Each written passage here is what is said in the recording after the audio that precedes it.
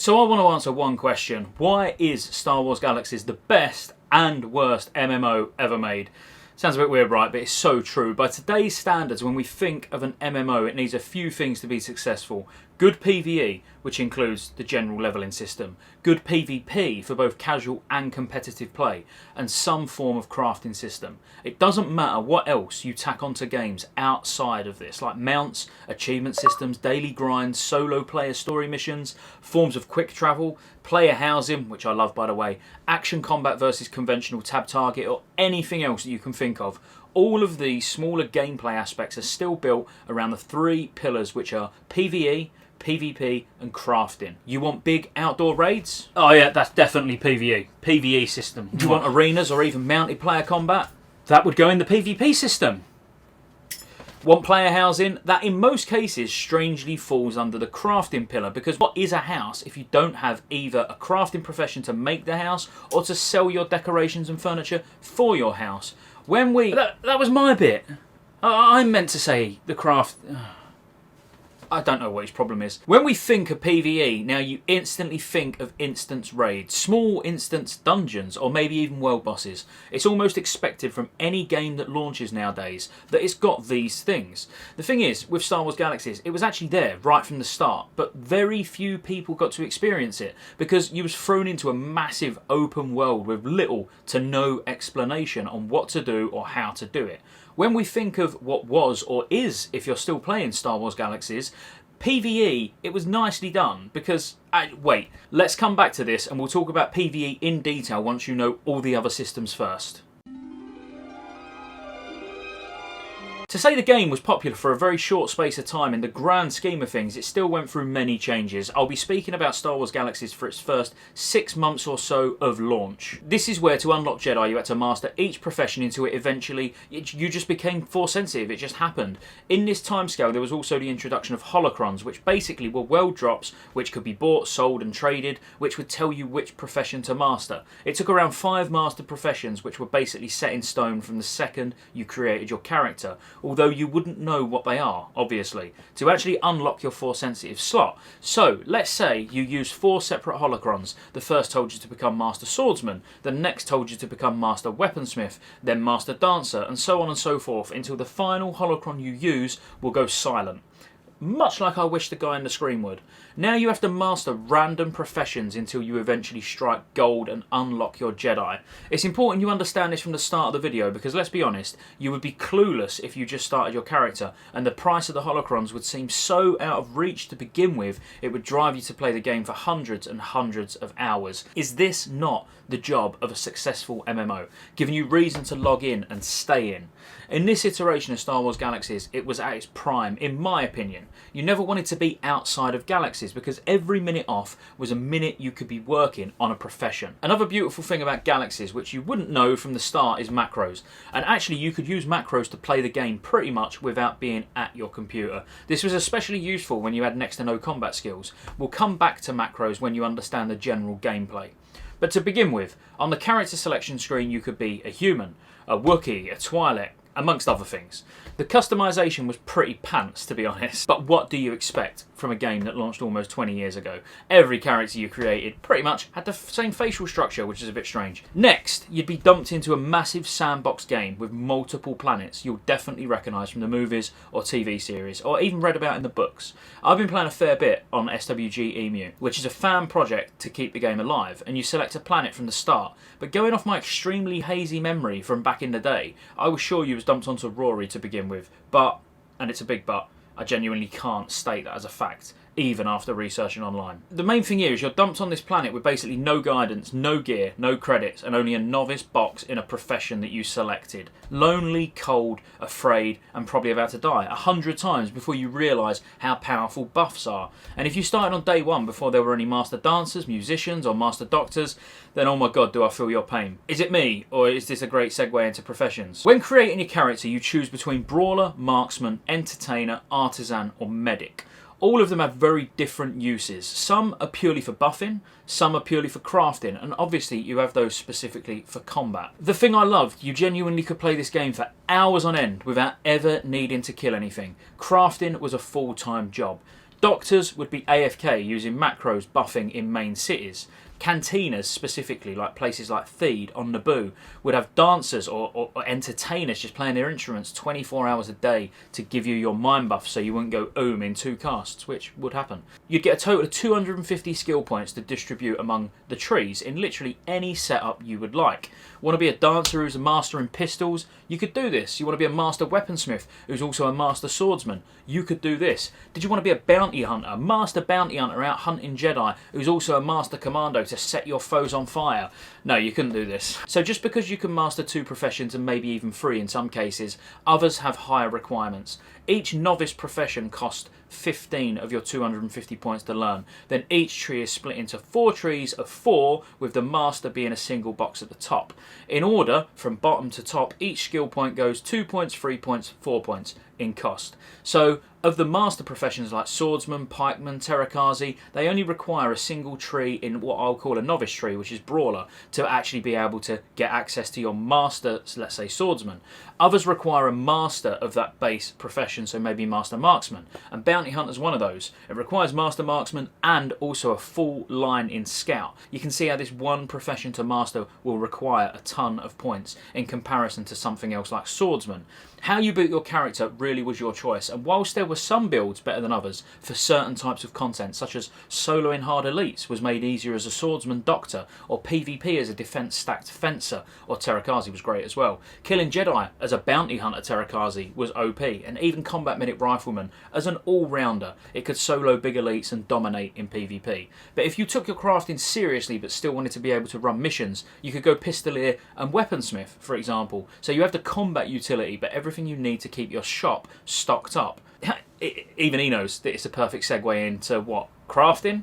Let's talk about crafting. This really for me is a standout part of Star Wars Galaxies. The crafting system was perfect in so many ways and just created such an amazing player-driven economy. There were auction houses in the form of what they called a bazaar, but the real stuff you would find on actual player vendors in player cities. That's right, actual player-owned vendors. I'm going to kill 2 birds with 1 stone here, because you need to understand player cities before you understand what massive lengths some cities would go to become the go-to city for everything you need. One of the crafting professions is an architect. Let's start there. And as you would expect, they can make houses. But not just houses. They can make guild halls, cantinas, shuttle ports, decorations for your city or your house, furniture, literally everything that would be placed down on a player city or in a player home. Outside of that, you could obviously put your loot or your gear on display as well that you loot in the open world. Your city would grow with the amount of citizens you have.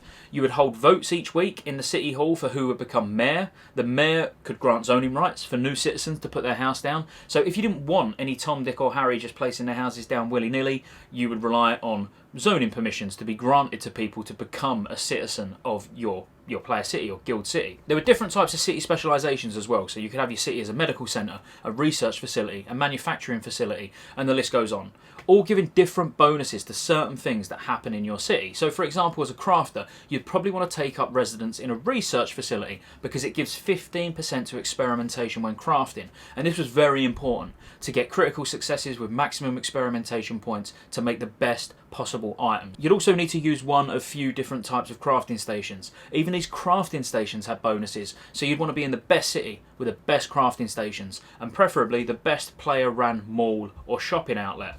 This is what I mean by some player cities went to extreme lengths. They would bring all the crafters together to have a massive guild hall which decorated in the most expensive things that you could find to show off their wealth, and it'd also literally be a vendor owned by players for everything you could possibly want. You'd go and buy your armour from one of the crafted vendors there. While you're there, you'd pick up some food and drink, or maybe even doctor buffs. They might even have doctors and entertainers buffing next door, so you could pick your new stuff up, get buffed up, and go out into the world grinding, all in one city. So that's cities. Now what about the crafting? I said it was the best crafting system in any game, and I meant it. Running round on World of Warcraft picking flowers and hitting mines, no thanks. Love WoW, still boring. Give me big machines where I can go out in the world and survey with my tool for the highest density of material I'm after, drop big extractors down, put some energy into it which I've gathered by hand because this is my first extractor, and then put some credits in it just for its upkeep, just to keep it going. Pop back tomorrow, empty it. That sounds easy, don't it? There's a website which even is still running today, which is based off user-driven data showing all the best spawns and rough areas people have found them. The thing is, it's not like getting copper in WoW or iron in New World. All the crafting materials have stats, and when you're crafting something, they may need one or multiple of these stats. But these resources are only around for a limited time. They would change. So when a really good material, maybe the best the server has ever seen, spawns, you get all your harvesters down, get as much of it as possible, and keep hold of it. That's right, keep hold of it. When this stops spawning in a week or so, the price will go up and up and up, and it'll keep going up because as the amount of the material or the resource dwindles on the server, obviously the demand for it is still very high. You can make a mint. You also had a limited amount of lots on each character, so a house would take lots. So let's say you had a medical centre, that would take lots to put down in your city. So you couldn't just put down 100 harvesters because you've got loads and loads of credits from spinning around and round on Jantalaires in Dantooine. You'll know what I mean by this when we get to the levelling section. So you know how to place a house. You know how to place your harvesters, and you know how to get mats. You know where you can even find out how to get mats. Not that you're going to find this out anymore, but this is the beauty of it from back in the day, even though you can still play on private servers. Now, how does the actual crafting work? This is both amazing and frustrating at times. To get maximum experimentation points, you may even need skill tapes, which are world drops of different types of enhancements, basically. Think gems in World of Warcraft, kind of, except they can't be crafted. They give bonuses to professions instead of attributes. The best bad way I can describe it, really. You insert your materials into whatever you're going to create, and all the professions are reliant on each other. So if you're making something quite difficult to craft, you might need something from a bioengineer, or you might need something from a master artisan that goes into the item. The quality of this item, in some cases, will also affect the outcome of the item that you're crafting. To get the best possible outcome, you'll need to match resource attributes the item requires with your materials that you have. So if something needs a lot of potential energy, make sure you're using the highest potential energy resource that you have. Then once you've made it, it will tell you the level of success that you've got. And then you can begin to experiment to increase the weapon's damage or the efficiency of the armour, or even the stat increase from the food. You're looking for a critical success each time you experiment. But if you get a critical failure, it's game over. All your mats were just completely wasted on something completely useless. It's a punishing system, or sounds it, but actually not if you know what you're doing. Going back right to the start of this section, when we're talking about cities, being in the right city, using the right crafting station, and finally having some skill tapes attached to your gear to maximise your experimentation points and success. It took a long while to master being a good crafter, and that's why they made the most money in the galaxy. That was crafting and cities. Let's move on to leveling. This bit won't take long, I promise. It really is hands down the worst part of the game. I'm not going to try and dress it up because it's quite dire, but you can make it interesting if you want to by visiting points of interest in the world or grinding for specific items. But if you're going for the fastest way possible, what you're going to do is you're going to go to a cantina, you're going to get your mine buffs, you're going to go to a doctor, you're going to get the rest of your buffs, you're going to head to a mission terminal, and you're going to get 2 missions in roughly the same direction, and then follow the waypoints, spin around shooting the lair or swinging your weapon around until everything's dead. Rinse and repeat until you become master. Obviously, leveling your crafting profession is a lot more interesting. You do get missions still from artisan mission terminals, but ultimately you're going to be going around gathering mats by hand or with your extractors, and you'll be making stuff. If it was your first character, you would still really need to focus on having a bit of a combat profession alongside crafting to do what I said at the start, because you get really quick credits by spamming combat missions. There wasn't much choice when it came to leveling because there weren't really NPCs that had quest lines or anything. It was literally just mission terminals. A while down the line, they did add things like theme parks, so things like Jabba's Palace, where you could actually, you worked your way through missions, so starting with the grunts outside to eventually doing missions for Bib Fortuna or finally Jabba. These were one-off events, though, that you've done really to unlock a badge, or you actually got some good one-time use items as well. The badges were the equivalent of achievements, by the way. Ultimately, the leveling experience as a combat profession was quite boring, but I'm one of those who sees no difference between getting missions from a terminal to go and kill a bunch of mobs or going to an NPC. It made no difference to me, and like everything, the leveling was just a means to an end. To get your template complete or master that profession to keep working towards unlocking your Jedi. So let's assume your template is now complete. You're a swordsman, master, doctor. What can you do next? It's nice that we've come full circle back to the start of the video. Like I said at the start, not everyone really understood what the end game PvE was meant to be. But ultimately, there were world bosses. Angskva Min, I'm hoping I'm saying her name right, which was the Night Sister Queen, and there was also a Tuscan Lord. Oh, I shouldn't forget Crate Dragons either, or the Acklay in the Geo Cave. See what I mean? There is actually a lot of end game what you would consider bosses. You'd get cheesy templates where you could solo these, but they were really designed for groups, and they dropped things that were extremely useful, but they were normally useful for crafting professions. So for example, the Night Sister Queen drops a limited use schematic to be able to make a Night Sister Energy Lance, and it was the only way to obtain one. So let's say you've gone and got it from the Queen, you now need a trustworthy weaponsmith with top-notch crafting mats to make you one, and the odds are he's going to want to use a charge for himself, basically as a fee. There are also Vibro Knuckler components which drop from her, which could end up making some of the best Vibro Knucklers on the server, which these were for Terakazes, by the way. They're basically the masters of fisticuff combat, if you like, but they'd use Knuckle Dusters for a bit of an advantage. Obviously these used to respawn on an X amount of hours, might have been 4 to 8 hours or whatever. It was never, I can't remember it ever being a precise time, like every 2 hours it would spawn. But if there was a server restart, you'd expect them to be camped, because it forced them to spawn.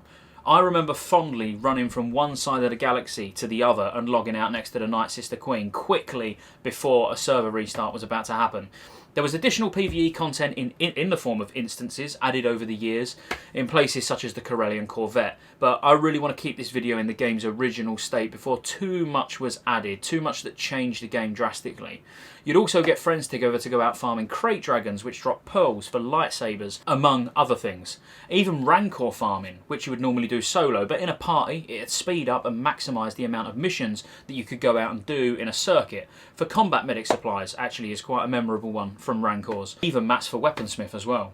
The PvE content really was there, what you made of it. And I know people who just logged on every day spamming mission terminals with friends and finding it fun. I know others who sat in Tuscan Fort on Tatooine for days straight trying to get a random Gadarifi baton drop with exceptional stats, just to go and kill players with. And many more examples of where the content really was your content, non-directional content. I didn't really mention item drops up until now, so briefly you could get procs on weapons, where the damage of the weapon didn't really matter too much. It might have a poison or a disease on or a mind burn, which would target a specific stat pool. In the case of a mind burn, obviously it's the mind. So you've got health, action and mind, also known as HAM. Mind poison and diseases or even mind burn were always sought after, and the stat of the proc mattered more than anything else, not the weapon's damage. You could get really lucky and get a higher potency poison, but then it only had, let's say, 200 charges. Or you could get even luckier and get something with the same potency, but it has -1 charges, which basically meant it was unlimited and it would never run out, making this item extremely valuable. But, and another big but, you couldn't repair items like you can in modern MMOs. Once it's broke, it's broke. You could get a weaponsmith to use weapon repair kits for you, but not overly reliable, and even when they did work, they still reduced the maximum durability of the item. So the item still only had a set length of time, even if you was repairing it. Something else that just kept the economy alive, because you could go and buy the best set of armour from an armour smith, but eventually you need to visit his shop again to buy a new set. PvP was one of the most fun experiences, especially with massive amounts of rebels and imperials all grouping up on different planets to get buffed and then running all over the galaxy just looking for big battles. And the day you saw a Jedi joining the battle absolutely changed your life forever. It was incredible to see a lightsaber in the middle of a battlefield, because it was just such a rare sight for many months. PvP wasn't always active in the game. You would do faction missions either for the rebels or the imperials, and once you reach a certain faction standing, off the top of my head 200 is what I believe it was, you could then become part of that faction. So whenever you felt brave and wanted to PvP, you spoke to your faction representative and flagged yourself for PvP. Nowhere was safe. Sat waiting for a shuttle, you could get attacked. Getting buffed, you could get attacked. It turned every city and every area into a war zone. The PvP really was actually quite skill based as well. There were definitely overpowered templates, don't get me wrong, for PvP, and the guys who did farm for hundreds of hours to get the best weapons.